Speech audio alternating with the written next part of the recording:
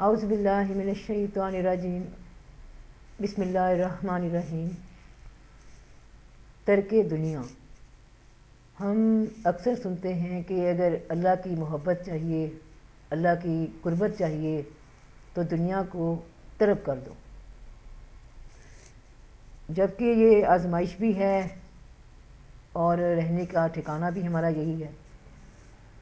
پھر ہم سوچتے ہیں کہ دنیا کو ترک کیسے کیا جائے؟ کیا دنیا میں کمایا نہ جائے؟ کھانا پینا چھوڑ دیں، اچھی خوراکیں چھوڑ دیں، دنیا والوں سے تعلقات توڑ دیں، تنہا دور جنگلوں میں چلے جائیں، آسائشوں سے نعمتوں سے منہ موڑ لیں، خود کو دور کر لیں، وغیرہ وغیرہ۔ جبکہ اللہ پاک قرآن میں فرما رہے ہیں کہ دنیا برتنے کی چیز ہے، اسے برتو۔ تو پھر ترک دنیا کیا ہے؟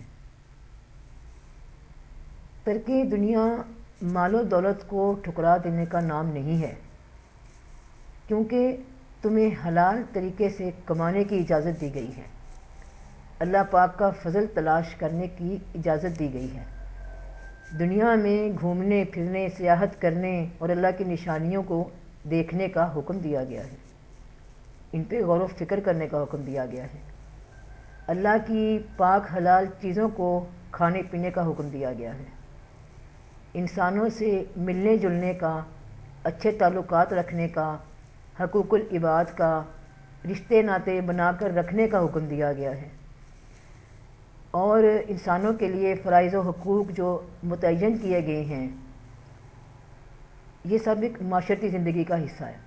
اگر دنیا ترک کر دی جائے، یا جس طرح ہم نے سمجھا ہے اسے ہمیشہ، یا سمجھایا گیا ہے ترک دنیا کے بارے میں، تو یہ بتائیں کہ پھر دنیا کے معاملات جو رب تعالیٰ نے فرمائے اور رسول اللہ صلی اللہ علیہ وسلم نے دنیا میں رہ کر لوگوں کو بتایا اور اپنا نمونہ دکھایا، اچھا برتاؤ، تعلقات، عائلی زندگی کے اصول انہوں نے مرتب کیے، معاشرتی زندگی گزارنے کے طریقے بتائے، تو پھر ترک دنیا کیا ہے؟ دنیا کسے کہا جاتا ہے جس کو ترک کرنا ہے؟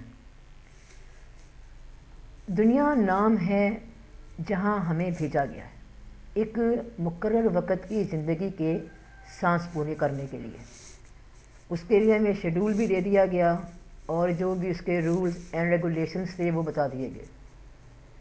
تو دنیا بذات خود کوئی ایسی شے نہیں جسے ترک کر کے اللہ پاک کی قربت مل جاتی ہے، بلکہ دنیا میں رہتے ہوئے اللہ پاک سے غافل ہو جانا، اللہ اور اس کے رسول صلی اللہ علیہ وسلم کے بتائے راستوں کو چھوڑ دینا، وہ دنیا داری ہے جسے ترک کرنا ضروری ہے۔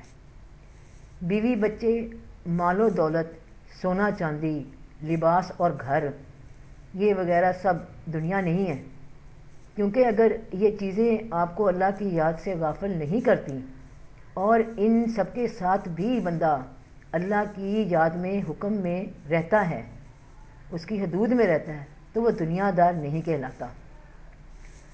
اللہ پاک نے قرآن میں فرمایا ہے کہ اگر تمہارے مال، تمہارے بیوی بچے، تمہاری زمینیں، دولت، جاگیریں، جائیداد وغیرہ، ان سب سے زیادہ تمہیں میں جب تک عزیز نہ ہوں تب تک تم مومن نہیں۔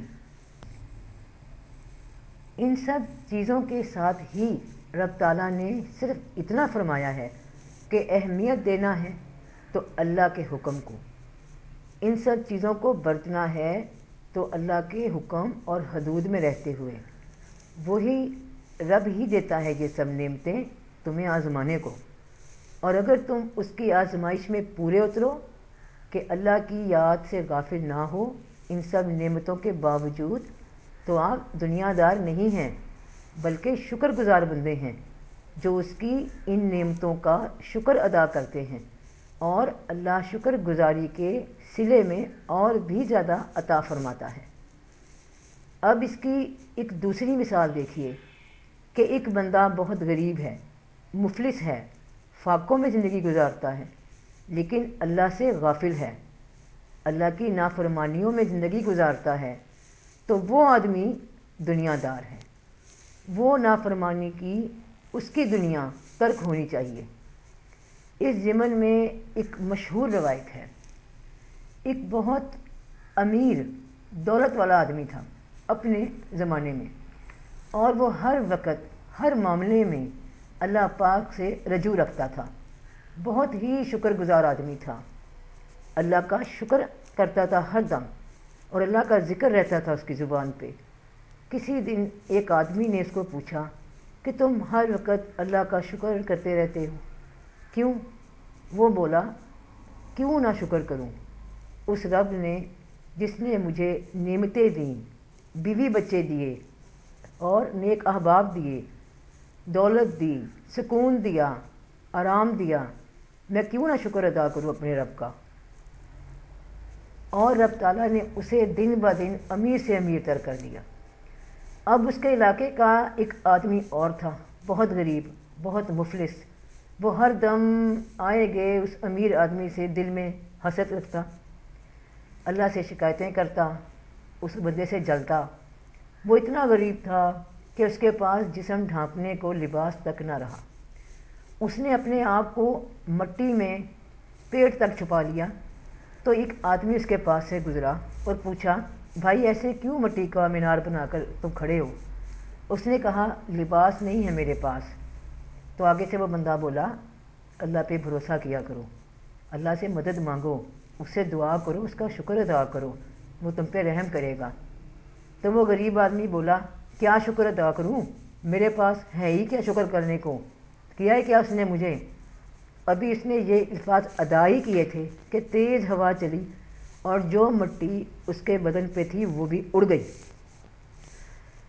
تو یہ دنیا بذات خود بری نہیں، اس کو اللہ نے خود برتنے کا حکم دیا ہے اپنے اصولوں کی حد میں رہ کر۔ یہ دنیا ذلیل، کمتر، حقیر تب ہو جاتی ہے جب یہ انسان کو اللہ سے اور آخرت سے غافل کرتی ہے، اور جس انسان کو اللہ پاک نے دنیا دی، دولت دی، اور وہ اس دولت کو رفاہی کاموں میں صرف کرتا ہے، نیک رستوں میں لگاتا ہے، اللہ کے کاموں میں لگاتا ہے، محتاجوں کو کھانا کھلاتا ہے، تو اس کا یہ مال اللہ کی راہ میں خرچ ہو رہا ہے۔ تو ایسے دنیا ہرگز حقیر نہیں ہوتی۔ تو یہ دنیا وہ نہیں، وہ بندہ پھر دنیا دار نہیں، بلکہ یہ سب اس کی آخرت کی تعمیر کا ذریعہ بن گیا، وسیلہ بن گیا۔ اللہ کی یاد سے غافل رہنے والا انسان، خواہ امیر ہو یا غریب، وہ دنیا دار انسان ہوتا ہے۔ اس کو اپنی اس ناشکری والی دنیا کو ترک کرنا چاہیے، شکر گزاری کی عادت کو اپنا کر پھر ہر حال میں رب کائنات کا شکر گزار ہونا چاہیے، صبر کرنے والا بندہ بننا چاہیے۔ بزرگ کہتے ہیں کہ ہر سینے کو اللہ اپنا راز نہیں دیتا، ہر آنکھ کو اپنے راستے کی رہنمائی نہیں دیتا، ہر موتی کو تاج میں لگنے کی عزت نہیں بخشتا، اور ہر نبی کو معراج عطا نہیں فرمائی اس نے۔ اللہ اپنے دین کے کاموں اور محبت کے لیے ان لوگوں کو چنتا ہے جن کے دل شکر گزار ہوں، جن کی آنکھیں اس کی یاد میں آنسو کے نذرانے دیتی ہیں، جو اپنے نفس میں خود سے خواہشات کا اہتمام نہیں کرتے، اور جو اللہ عطا کرتا ہے اس پہ آمین کہتے ہیں۔ جب نفس میں بری خواہش پیدا ہو تو اس کو اللہ کی رضا کے لیے ترک کر دیں، اس پہ عمل نہ کریں۔ کسی بھی حال میں اللہ کی یاد سے غافل نہ ہونے والا انسان دنیا دار نہیں کہلاتا۔ اللہ پاک ہم سب کو اپنا شکر گزار بندہ بننے کی توفیق عطا فرمائے، ہماری زبان کو اپنے ذکر سے تر رہنے والی زبان بنائے، اور اللہ پر بھروسہ رکھنے والا دل ہمیں اللہ عطا فرمائے۔ آمین ثم آمین، فی امان اللہ۔